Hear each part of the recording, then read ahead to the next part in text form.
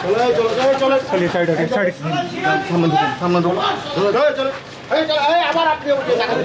चलो साइड हटिए साइड हटिए क्या हुआ आपको क्यों ऐसा किया चलो चलो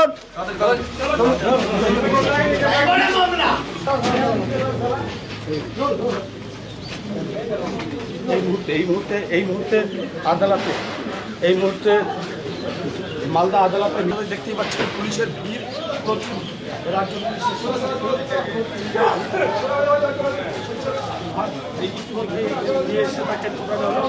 কিছুক্ষণ আগে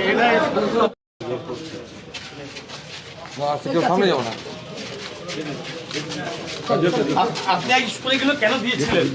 বৈধ ভোটার যতক্ষণ না লিস্টে উঠবে ততক্ষণ আন্দোলন জারি থাকবে। হ্যাঁ, তো এটার জন্য কি আপনাকে দল থেকে কোনো রাজনৈতিক দল থেকে বলা হয়েছিল? না না, এটা জনসাধারণের কাজ।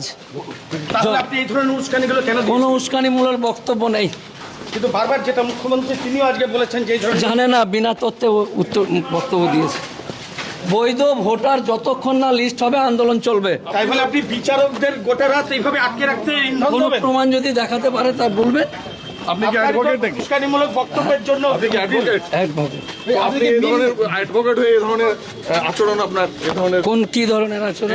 এই যে আপনি বৈধ ভোটার লিস্ট, বৈধ নাগরিকের লিস্টে যতক্ষণ না চলবে আন্দোলন চলবে গণতান্ত্রিক পদ্ধতিতে। দিয়েছেন চাইলে না না না, কোনো দলের সাথে আমি না, না না, কোনো রাজনৈতিক।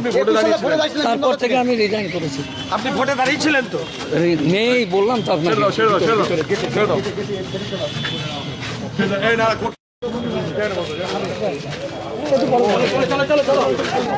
দাদা আপনাকে পিসিতে নেওয়া হলো। হ্যাঁ, কতদিনে?